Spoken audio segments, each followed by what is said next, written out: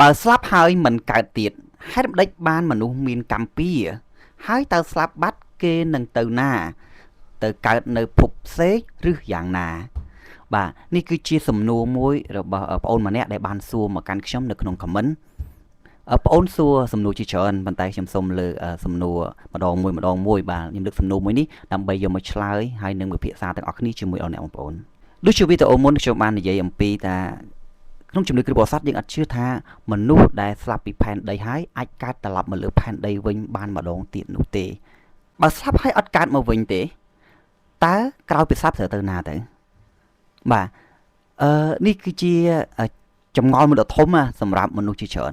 បាទក្រោយពេលដែលស្លាប់ទៅពេលខ្លះរាល់ថ្ងៃខ្ញុំពិតប្រាកដថាមនុស្សរាល់ថ្ងៃគិតពីរឿងរស់ច្រើនជាងស្លាប់ពិតប្រាកដទេលោកអ្នកទាំងអស់គ្នាគិតរឿងរស់បាទគិតរឿងរស់ស៊ីគិតរឿងរលុយគិតរឿងប្រកបអាជីវកម្មគិតរឿងរៀនសូត្របាទអត់ដែលគិតខ្វល់រឿងស្លាប់ទេពេលខ្លះនិយាយរឿងស្លាប់គេថាអពមង្គលបាទដូច្នេះម្នាក់គិតតែពីរឿងរស់ប៉ុន្តែទីបំផុតនៅតែស្លាប់ដដែលបាទយើងមានពេលរស់អន់ប្រមាណទីហោលើផែនដីយើងអាចមានពេលរស់អ្នកខ្លះអាចរស់រហូតដល់20ឆ្នាំ30ឆ្នាំ50ឆ្នាំ60ឆ្នាំឬក៏100ឆ្នាំជាងតែនៅតែស្លាប់ដដែលហ្នឹងហើយប៉ុន្តែជាភាគច្រើនគឺយើងអត់បានគិតរឿងស្លាប់ទេយើងគិតរឿងពេលវេលានៅរស់នេះចុះសំណួរថាចុះបើយើងស្លាប់ទៅយើងទៅទីណាអ្នកវិទ្យាសាស្ត្រមិនអាចបញ្យល់បានទេអំពីជីវិតក្រោយពេលស្លាប់តែអ្នកវិទ្យាសាស្ត្រអាចបញ្យល់បានពីជីវិតដែលនៅលើផែនដីនេះបាទបញ្យល់អំពីដំណើរនៃភាពរស់បញ្យល់អំពីភពបញ្យល់អំពីការស្រាវជ្រាវបែបជីវវិទ្យាហ្នឹងហើយឬក៏ការសិក្សាអំពីផែនដីគឺអ្នកវិទ្យាសាស្ត្រអាចបញ្យល់បានព្រោះអីវាជាតក្កវិទ្យាគឺជាអ្វីដែលមើលឃើញដោយផ្ទាល់ប៉ះដោយផ្ទាល់ឃើញដោយផ្ទាល់ដូច្នេះអ្នកវិទ្យាសាស្ត្រអាចបញ្យល់បានប៉ុន្តែក្រោយពេលស្លាប់អ្នកវិទ្យាសាស្ត្រមិនអាចបញ្យល់បានទេព្រោះអត់ឃើញព្រោះមិនដឹងថាទៅណាហ្នឹងហើយបើមិនជាយើងសម្លឹងទៅកាន់ការវែកញែកនៃជំនឿសាសនាភាគច្រើនបានលើកឡើងអំពីឋាននរកនិងឋានសួគ៌បាទមានភពពីរដែលមនុស្សត្រូវទៅក្រោយពេលស្លាប់ទៅគឺឋាននរកនិងឋានសួគ៌បាទតែសំណួរសួរវិញថាតើមានមនុស្សប្រមាណអ្នកដែលធ្លាប់ទៅឋានសួគ៌មានមនុស្សប្រមាណអ្នកដែលធ្លាប់ទៅឋាននរកដែលត្រឡប់មកប្រាប់វិញម្ដងទៀតនោះថាមានឋានសួគ៌ឬឋាននរកនោះហ្នឹងហើយដូច្នេះបានជាពេលដែលសាសនានីមួយៗតែលើកឡើងអំពីឋាននរកនិងឋានសួគ៌មនុស្សពិបាកនឹងយល់បន្តិចបាទពិបាកនឹងពិចារណាបន្តិចអំពីលក្ខណៈឋានសួគ៌និងឋាននរកតើបងប្អូនជឿថាមានឋានសួគ៌និងឋាននរកដែរឬអត់អានេះជាចំណុចមួយដែលជាការសួរមកខ្លួនឯងវិញបាទសួរខ្លួនឯងវិញតើបងប្អូនជឿថាមានឋានសួគ៌និងឋាននរកនៅក្នុងចក្រវាឡនេះមានទាំងរបស់មើលឃើញនិងមានទាំងរបស់មើលមិនឃើញមានទាំងសភាវៈមើលឃើញមានទាំងសភាវៈមើលមិនឃើញ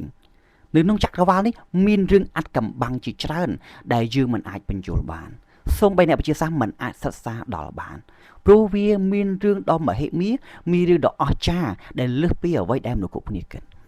ដូច្នេះហើយបានជាសំណួរខ្ញុំសួរថាតើបងប្អូនជឿលើអ្វីដែលមើលពុំឃើញដែរអត់បាទបើសិនជាយើងជឿលើអ្វីមើលពុំឃើញនោះយើងនឹងអាចសិក្សាបន្តទៅថាចុះបើមនុស្សស្លាប់ទៅត្រូវទៅណាក្រោយពីស្លាប់ទៅនៅក្នុងជំនឿសាសនាភាគច្រើនបានជឿទៅលើឋានសួគ៌និងឋាននរកបាទមនុស្សចេញផែនអីទៅ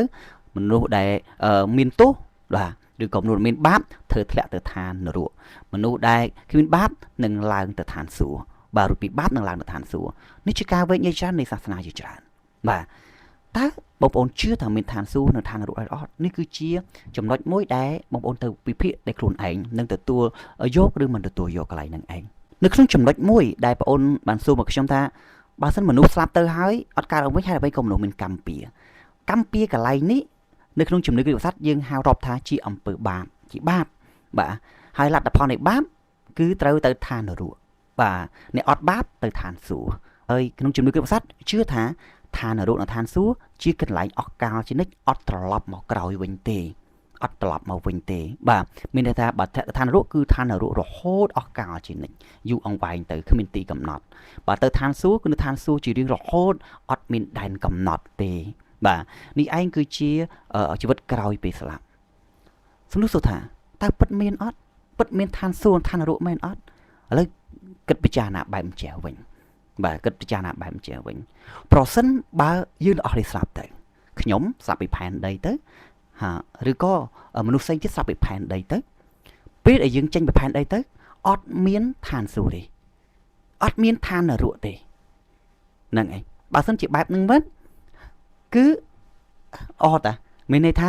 ខ្ញុំដែលជឿថាមានឋានសួគ៌ឋាននរកក៏អត់អីដែរបាទព្រោះអត់មានឋានសួគ៌ឋាននរកផងហើយបងប្អូនដទៃទៀតអត់ជឿថាមានឋានសួគ៌ឋាននរកក៏អត់អីដែរព្រោះអត់មានផងហ្នឹង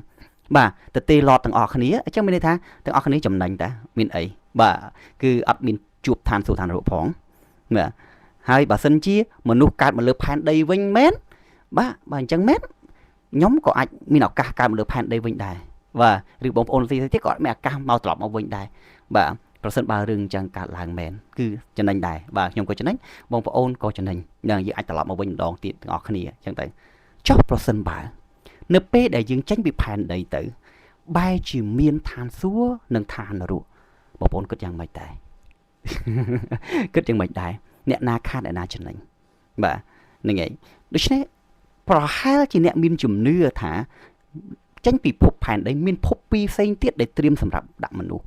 គឺឋានសួគ៌និងឋាននរកដូច្នេះប្រហែលជាយើងត្រៀមខ្លួនជាស្រេចនៅពេលលើផែនដីយើងត្រៀមខ្លួនជាស្រេចថាធ្វើម៉េចឲ្យខ្ញុំអាចចូលទៅឋានសួគ៌បានធ្វើម៉េចឲ្យខ្ញុំអាចគេចពីឋាននរកបានមានថាត្រៀមខ្លួនជាស្រេចនៅពេលកំឡុងរស់នៅលើផែនដីនេះបាទមានន័យថារៀបចំខ្លួនបាទដើម្បីរៀបផ្លូវខ្លួនឯងជាស្រេចធ្វើម៉េចឲ្យខ្ញុំអាចចូលឋានសួគ៌បានបាទដើម្បីមិនចង់ចូលឋាននរកមានន័យថាយើងត្រៀមខ្លួនតែប្រសិនបើយើងអត់ជឿថាមានឋានសួគ៌ឋាននរកមានន័យថាយើងអត់ត្រៀមខ្លួនទេ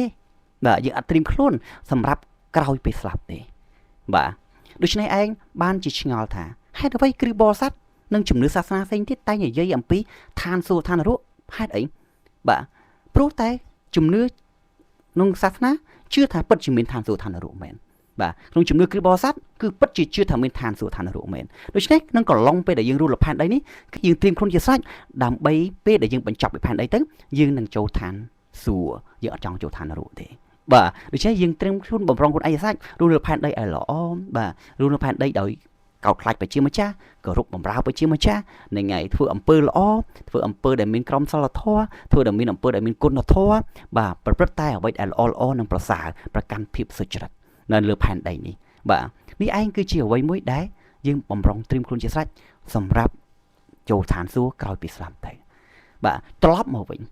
នឹងចម្លើយនៅត្រង់នេះឯងគឺសួរទៅអស់អ្នកបងប្អូនគ្រប់គ្នាថាជឿអត់ថាមានឋានសួគ៌និងឋាននរកទាំងអ្នកវិទ្យាសាស្ត្រមិនអាចបញ្យល់បានទេអំពីជីវិតក្រោយពីស្លាប់ប៉ុន្តែសាសនាអាចបញ្យល់បានថាក្រោយពីស្លាប់មានឋានសួគ៌និងឋាននរកហើយគ្រីស្ទបរិស័ទជឿថាគ្រីស្ទបរិស័ទនឹងចូលឋានសួគ៌ព្រោះអីគ្រីស្ទបរិស័ទជឿថាម្ចាស់នៃឋានសួគ៌គឺជាព្រះយេស៊ូវគ្រីស្ទបងប្អូនជឿអីនឹងអត់ប្រហែលជាបងប្អូនខ្លះពិបាកជឿបន្តិចតែគ្រីស្ទបរិស័ទពិតប្រាកដជឿថាព្រះយេស៊ូវគ្រីស្ទជាម្ចាស់នៃឋានសួគ៌ហើយក៏ជាម្ចាស់នៃឋាននរកព្រះអម្ចាស់អាចសម្រេចចិត្តនឹងឲ្យអ្នកណាចូលទៅឋានសួគ៌ឬឋាននរកបាននេះក្នុងជំនឿគ្រីស្ទបរិស័ទបាទអរគុណនេះជាការជ្រុងមួយនៃការពិចារណាតែប៉ុណ្ណោះបងប្អូនអាចពិចារណានៅកំណត់ផ្សេងៗទៀតបាទទាំងការពិចារណាអំពីអ្វីដែលបងប្អូនអាចសិក្សាបន្ថែមផ្ទាល់ខ្លួនទៀតហើយបើមានខមមិនបែបណាមានកំណត់ផ្ទុយកំណត់ស្របឬក៏មានកំណត់ផ្ទាល់ខ្លួនបែបណាអាចចែករំលែកក្នុងខមមិននេះបានហើយបើសិនបងប្អូនដឹងថាគិតថាបើសិនបងប្អូនគិតថាវីដេអូនេះមានប្រយោជន៍សូមជួយ like ជួយ follow និងជួយចែកទៅកាន់អ្នកផ្សេងទៀតផងដែរបាទអរគុណ